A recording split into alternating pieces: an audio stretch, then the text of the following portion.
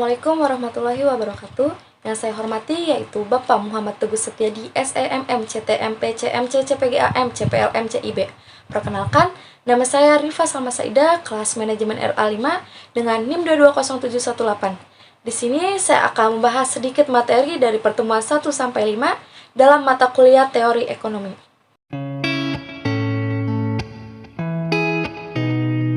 Pertama ada ilmu ekonomi dan juga ruang lingkupnya. Secara umum, bisa dibilang bahwa ekonomi adalah sebuah bidang kajian tentang pengurusan sumber daya material individu, masyarakat, dan negara untuk meningkatkan sumber daya yang ada melalui pilihan-pilihan kegiatan produksi, konsumsi, dan atau distribusi.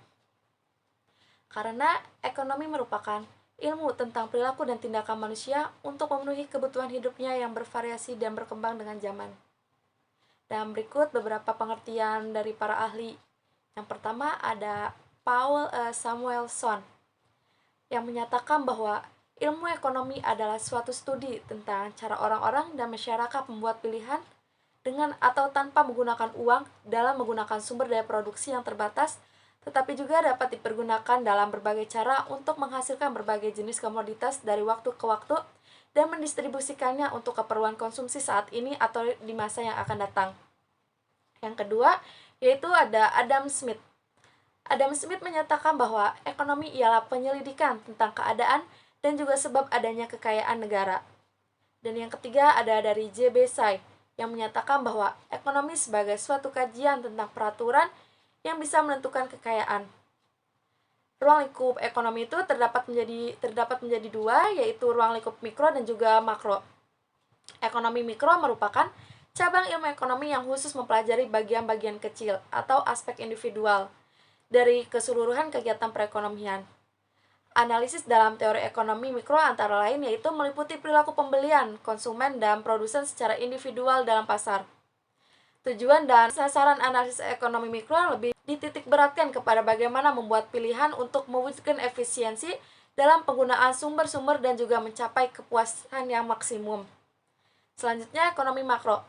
Ekonomi makro merupakan cabang ilmu ekonomi yang khusus mempelajari mekanisme bekerjanya perekonomian sebagai suatu keseluruhan yang berkaitan dengan penggunaan faktor produksi yang tersedia secara efisien agar kemakmuran masyarakat dapat dimaksimumkan.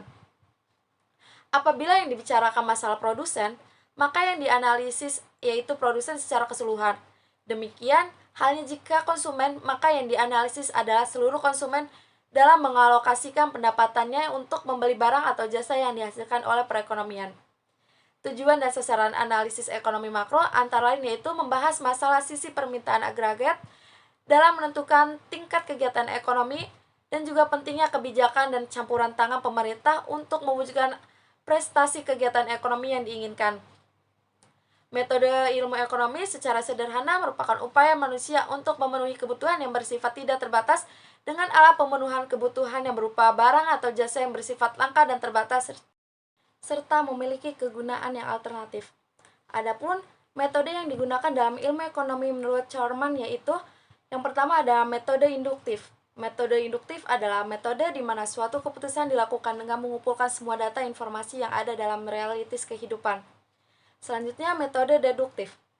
Metode deduktif itu adalah metode ilmu ekonomi yang bekerja atas dasar hukum, ketentuan, atau prinsip umum yang sudah diuji kebenarannya. Selanjutnya, metode matematika. Metode matematika adalah metode yang digunakan untuk memecahkan masalah-masalah ekonomi dengan cara pemecahan soal-soal secara matematis. Dan yang terakhir ada metode statistika, yaitu suatu metode pemecahan masalah ekonomi dengan cara pengumpulan, pengolahan, analisis, penafsiran, dan juga penyajian data dalam bentuk angka-angka secara statistik. Dari angka-angka yang disajikan, kemudian dapat diketahui permasalahan yang sesungguhnya.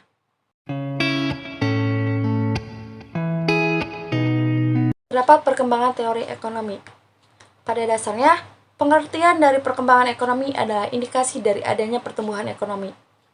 Pertumbuhan ekonomi sendiri merupakan perubahan kondisi dari perekonomian suatu negara yang secara berkesinambungan menuju keadaan yang lebih baik selama satu periode. Perkembangan ekonomi lebih ke arah bagaimana pertumbuhan ekonomi dalam suatu perusahaan atau lainnya mengalami perubahan berupa perkembangan dari beberapa sektor atau faktor pendukungnya. Pembangunan ekonomi juga merupakan suatu proses kenaikan suatu pendapatan total dan juga pendapatan per kapita dengan memperhitungkan adanya pertambahan penduduk yang disertai dengan adanya perubahan atau perubahan fundamental di dalam struktur ekonomi suatu negara dan juga pemerataan pendapatan bagi penduduk di suatu negara tersebut. Pada dasarnya, pengertian dari perkembangan ekonomi adalah indikasi dari adanya pertumbuhan ekonomi. Perkembangan ekonomi ini mengikuti dari pertumbuhan ekonomi. Di sini terdapat SDA, yaitu sumber daya alam. Selain SDM, SDA atau sumber daya alam juga menjadi faktor yang penting dalam mempengaruhi pertumbuhan ekonomi. Mengapa? Hal ini dikarenakan sebagian besar dari negara berkembang menjadikan pembangunan ekonomi negaranya bergantung dari SDA. Kemudian ada iptek. Dengan melihat perkembangan teknologi yang canggih, maka dalam mendapatkan proses perkembangannya juga lebih cepat. Tentunya hal ini akan mendukung perkembangan ekonomi. Yang keempat ada budaya.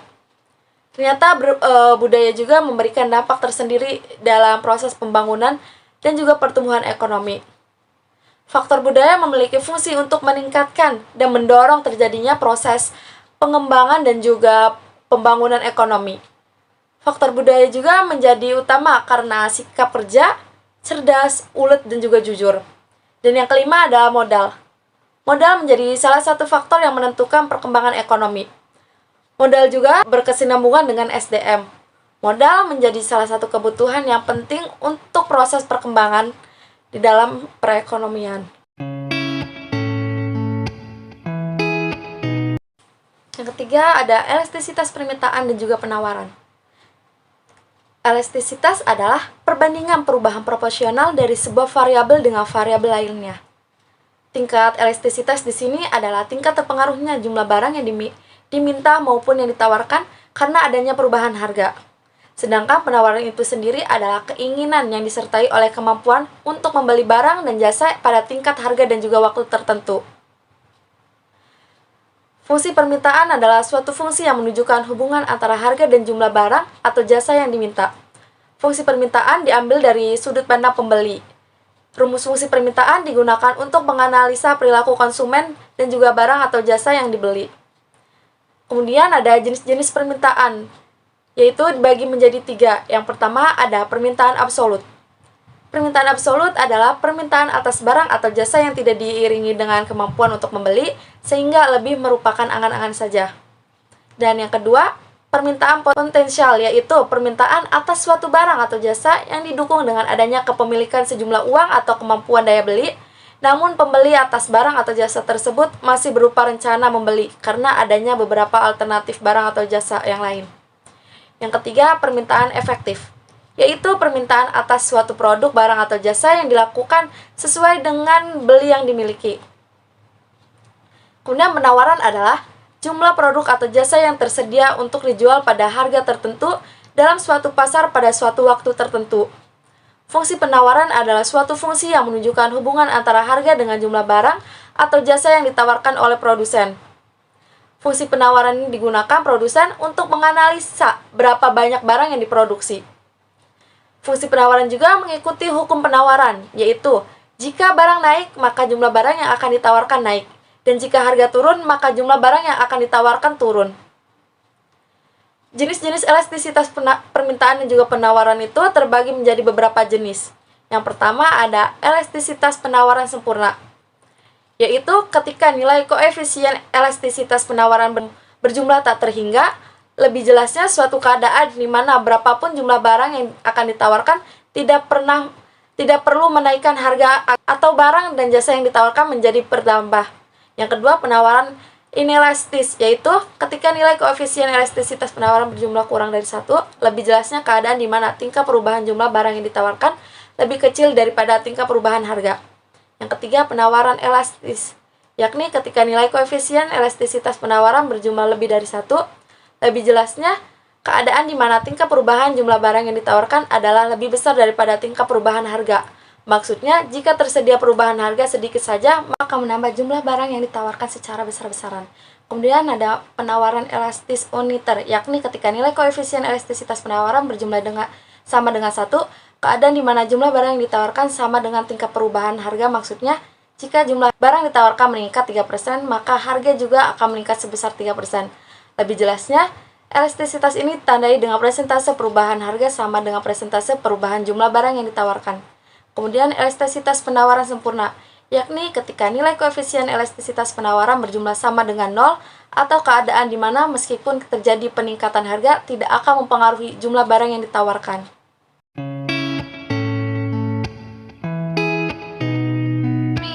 Pertemuan keempat ada teori perilaku konsumen.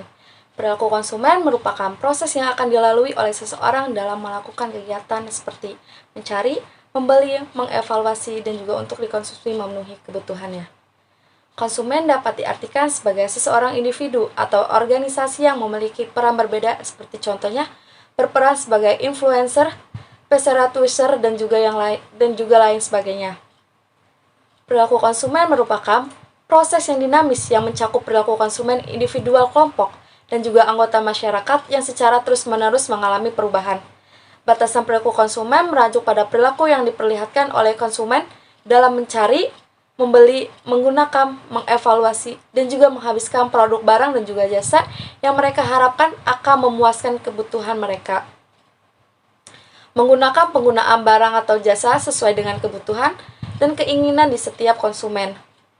Batasan perilaku konsumen sebagai tindakan yang langsung terlibat dalam mendapatkan, mengkonsumsi, dan juga menghabiskan produk barang atau jasa, termasuk proses keputusan yang mendahului dan mengikuti tindakan itu.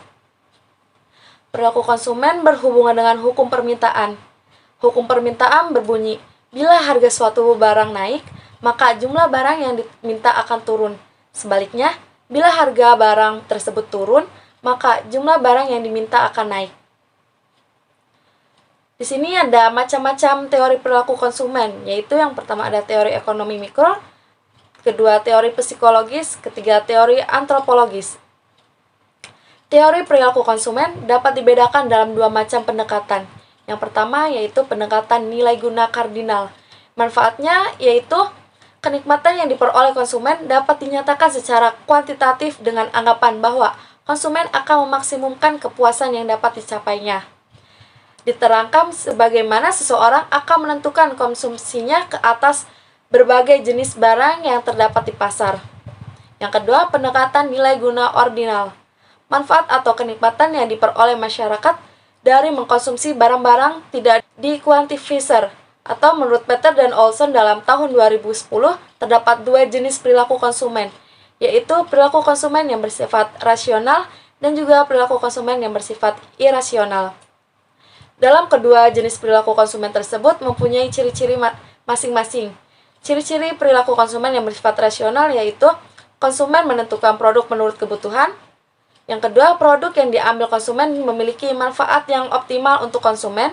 Yang ketiga, konsumen memastikan produk yang kualitasnya terjadi dengan baik. Yang keempat, konsumen membeli produk yang harganya menyesuaikan dengan kemampuan konsumen. Ciri-ciri perilaku konsumen yang bersifat irasional yang pertama, konsumen sangat mudah tergoda dengan iklan dan promosi dari media cetak ataupun elektronik. Dan yang kedua, konsumen tertarik untuk membeli produk-produk bermerek atau branded yang sudah beredar luas yang sangat populer. Yang ketiga, konsumen membeli produk bukan karena menurut kebutuhan, melainkan karena status berkelas dan juga gengsi yang tinggi. Secara garis besar, faktor-faktor yang mempengaruhi perilaku konsumen dibagi menjadi dua bagian, yaitu eksternal dan juga faktor internal. Yang pertama ada motivasi, yang kedua ada persepsi, yang ketiga ada belajar, yang keempat kepribadian dan juga konsep diri, yang kelima ada sikap. Peran perilaku konsumen sangat beragam tergantung pada pemanfaatan atau penggunaan. Secara umum terdapat dua kelompok pemanfaatan, yaitu kelompok peneliti atau riset dan kelompok yang berorientasi implementasi. Mode perilaku konsumen dapat dilihat pada proses bagaimana konsumen dalam mengambil keputusan pembelian. Menurut Kanuk dan juga Sofman dalam tahun 2007, proses pengambilan keputusan terdiri dari 3 tahap yang saling berhubungan, yaitu tahap memasukkan atau input, tahap proses, dan tahap keluaran atau output.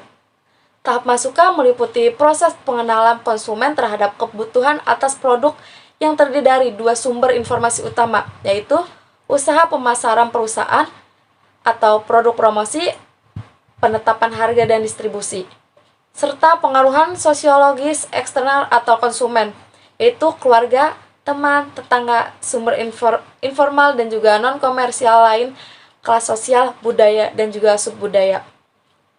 Dampak dari kedua sumber informasi tersebut akan mempengaruhi produk yang dibeli konsumen serta bagaimana mereka menggunakan produk tersebut. Tahapan proses menguraikan bagaimana konsumen mengambil keputusan pembelian produk, yang dimulai dari pengenalan kebutuhan, penyelidikan sebelum pembelian serta evaluasi alternatif. Beberapa faktor psikologis yang dimiliki individu konsumen seperti motivasi, persepsi, pengetahuan, kepribadian, dan sikap mempengaruhi konsumen dalam mengambil keputusan tersebut. Tahap keluaran dalam modal pengambilan keputusan konsumen meliputi perilaku pembelian dan juga evaluasi setelah membeli. Menurut Angel Blackwood dan Miniard dalam tahun 1995, proses pengambilan keputusan konsumen dimulai dari pengenalan kebutuhan, pencarian informasi, evaluasi alternatif, pembelian, serta hasil pembelian yang berupa keputusan dan juga ketidakpuasan. Temuan kelima ada teori dan pemasukan. Pengertian biaya dan penerimaan biaya adalah pola perubahan biaya dalam kaitannya dengan perubahan volume kegiatan atau aktivitas perusahaan. Misalnya, volume produktivitas atau volume penjualan. Besar kecilnya biaya dipengaruhi oleh besar kecilnya volume produksi atau volume penjualan. Berdasarkan hubungannya dengan perubahan volume kegiatan perusahaan, biaya dapat digolongkan atas, yaitu biaya variabel, biaya tetap, dan biaya semi variabel atau biaya semi tetap. Sedangkan penerimaan adalah terjemahan dari revenue, yaitu suatu konsep yang menghubungkan antara jumlah barang yang diproduksi dengan harga jual per unitnya. Konsep penerimaan tentu saja dipandang dari sisi permintaan, karena tidak semua barang yang ditawarkan akan menjadi penerimaan. Selain itu, penerimaan adalah penerimaan produsen dari hasil penjualan outputnya. Dan terdapat 3 konsep penting tentang revenue yang perlu diperlihatkan untuk analisis perilaku produsen. Yang pertama yaitu total revenue. Yang kedua ada average revenue, dan yang ketiga ada marginal revenue. Oleh karenanya, sifat penerimaan berhubungan dengan unit barang yang dijual, maka bila perusahaan tidak menghasilkan dan menjual barang, maka tentu saja perusahaan nol. Sebaliknya, semakin banyak jumlah barang terjual, maka semakin besar penerimaan sehingga kurva penerimaan berupa garis lurus tak terhingga. Di sini ada dampak bunga dan bagi hasil dalam produktivitas. Karakteristik dari sistem bunga dalam analisa biaya produksi adalah bahwa biaya bunga yang harus dibayarkan produksi adalah tetap. Dengan demikian, biaya bunga akan menjadi fixed cost. Dengan kata lain, berapapun jumlah output yang diproduksi bunga tetap harus dibayar. Dengan menggunakan sistem bagi hasil, hal ini tidak terjadi. Naiknya total cost akan mendorong break-even point dari delta Q ke KI. Di sini juga ada pajak dan zakat dalam analisis pembiayaan dan pinjaman. Meskipun sistem ekonomi yang Islam tidak melarang secara mutlak pemungutan pajak, tetapi pajak merupakan sumber penerimaan negara yang tidak dianjurkan. Selain telah ada zakat, pemungutan pajak juga dapat membebani masyarakat sehingga sedapat mungkin dihindari. Zakat merupakan pungutan wajib bagi harta yang dimiliki seorang muslim. Tentunya setelah harta tersebut memenuhi syarat. Syarat ini misalnya nisab, batas nilai minimal harta terkena zakat, dan haul, batas waktu minimal kepemilikan harta terkena zakat. Jika persyaratan ini tidak terpenuhi, maka pembayaran zakat menjadi tidak wajib. Zakat juga dikenakan terhadap harta perniagaan, yaitu barang yang diperjualbelikan.